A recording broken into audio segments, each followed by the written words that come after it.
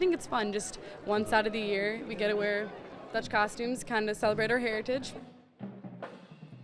We've been doing it for as long as we can remember.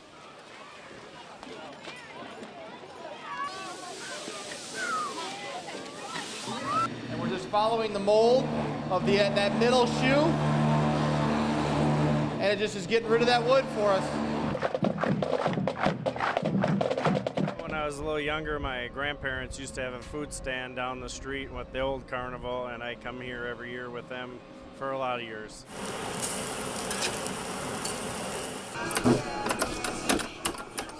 We all love to eat. We're Dutch.